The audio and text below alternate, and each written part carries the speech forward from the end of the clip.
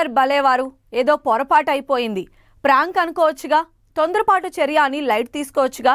అర్థం చేసుకోండి బాస్, ప్రెషర్లో అలా చేసేశాను. విఆర్ఎస్కు అప్లై చేశానా? దరఖాస్తు పెట్టుకుంటే అంత తొందరగా ఆమోదిస్తారనుకోలేదు. ఇప్పుడు మళ్ళీ విధుల్లోకి తీసుకోండి. ఇవన్నీ ఎవరి మాటలో కాదు.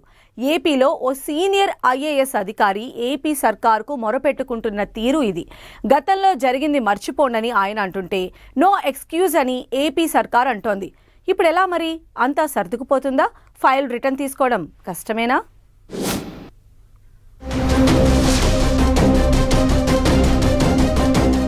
ప్రభుత్వం మారింది, ఆ అధికారి హోదా మారిపోయింది. మామూలుగా అయితే ప్రభుత్వాలు మారుతాయి, ఆఫీసర్లు పర్మనెంట్ గా ఉంటారు. కానీ వైసీపీ సర్కార్ దిగిపోయింది. ఆ వెంటనే తాను అధికారిగా కొనసాగొద్దనుకున్నారా ఆఫీసర్? ఇంకేముంది, వెంటనే వీఆర్ఎస్ కు దరఖాస్తు పెట్టుకున్నారు ఐఏఎస్ అధికారి. ఏపీ సర్కార్ కూడా ఓకే చెప్పింది. సెప్టెంబర్ 30 తరువాత ఆయనకు ఉద్వాసన కూడా తప్పదు. కానీ సార్ ఇప్పుడు గేరు మార్చారు. స్వచ్ఛంద పదవీ విరమణ కోసం అప్లై చేసుకున్న ఏపీ సీనియర్ ఐఏఎస్ అధికారి ప్రవీణ్ ప్రకాష్ మనసు మార్చుకున్నారు. తాను మళ్లీ సర్వీసులోకి వస్తానంటున్నారు. తనను తిరిగి సర్వీసులోకి తీసుకోవాలని ప్రభుత్వాన్ని రిక్వెస్ట్ చేశారు. వీఆర్ఎస్ విషయంలో తొందరపడ్డానని, తనను తిరిగి ఉద్యోగంలోకి తీసుకోవాలని కోరుతున్నారు. ఏపీ ప్రభుత్వంలోని ముఖ్యుల్ని కలిసి విజ్ఞప్తి చేసేందుకు ప్రయత్నిస్తున్నా కుదరడం లేదు. కూటమి సర్కార్ ఆయన విషయంలో పాజిటివ్గా లేనట్లు తెలుస్తోంది. ప్రవీణ్ ప్రకాష్ వైసీపీ ప్రభుత్వంలో కీలకమైన పోస్టుల్లో పనిచేశారు. అలాగే ఆయన చుట్టూ కొన్ని వివాదాలు వచ్చాయి. కూటమి ప్రభుత్వం అధికారంలోకి రాగానే ఆయన్ను జీఏడీకి సరెండర్ ఇచ్చేశారు. ఆ వెంటనే ఆయన వీఆర్ఎస్ కు దరఖాస్తు చేసుకున్నారు. ప్రభుత్వ ప్రధాన కార్యదర్శి నీరబ్ కుమార్ ప్రసాద్ కు 3 నెలల ముందస్తు నోటీసులిస్తూ జూన్ 25న లేఖ సమర్పించారు. అయితే సెప్టెంబర్ 30తో నోటీసు గడువు ముగియనుంది.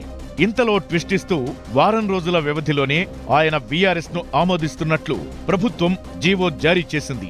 అంతేకాదు, ప్రభుత్వం ఆ జీవో సెప్టెంబర్ 30 తరువాత అమల్లోకి వస్తుందని తెలిపింది. అప్పటి వరకు ప్రవీణ్ ప్రకాష్ ఏపీలోనే. ప్రభుత్వం ఆయనకు ఎలాంటి పోస్టింగ్ ఇవ్వదు. ప్రవీణ్ ప్రకాష్ కు అత్యంత వివాదాస్పద అధికారిగా పేరుంది. సీఎం కార్యాలయ ముఖ్య కార్యదర్శిగా, జీఏడీ పొలిటికల్ విభాగం ముఖ్య కార్యదర్శిగా ఏకకాలంలో 2 పోస్టులు నిర్వహించారు. ఆ తరువాత విద్యాశాఖ ముఖ్య కార్యదర్శిగా పనిచేశారు. ఆ సమయంలో ప్రవీణ్ ప్రకాష్ తీసుకున్న కొన్ని నిర్ణయాలు వివాదాస్పదమయ్యాయి. విశాఖలో విలాసవంతమైన భవనాలకు ఋషికొండను ఎంపిక చేయడంలోనూ ప్రవీణ్ ప్రకాష్ పాత్ర ఉందనే విమర్శలు వచ్చాయి. అంతేకాదు, ఆయన విద్యాశాఖ ముఖ్య కార్యదర్శిగా ఉన్న సమయంలో టీచర్ల అక్రమ బదిలీలు, చిక్కీలు, కోడిగుడ్ల సరఫరా, టెండర్ల పొడిగింపు వంటి అంశాల్లో ఆయన నిర్ణయాలపై ఆరోపణలు వచ్చాయి. అంతేకాదు, వీఆర్ఎస్ కు అప్లై చేసుకున్న తరువాత ఇన్స్టాలో రీల్స్ చేస్తూ హడావిడి చేశారు ప్రవీణ్ ప్రకాష్. హిందీ పాటలకు హావభావాలు పలికిస్తూ రీల్స్ పోస్ట్ చేశారు. ఇప్పుడు తన నిర్ణయంపై యూటర్న్ కాదు, ఏకంగా రివర్స్ గేర్ వేసేశారు. తిరిగి విధుల్లోకి తీసుకోండంటూ ఏపీ సర్కార్ను రిక్వెస్ట్ చేస్తున్నారు. ప్రభుత్వ పెద్దలు మాత్రం ఆయనకు అపాయింట్మెంట్ ఇవ్వడం లేదని టాక్.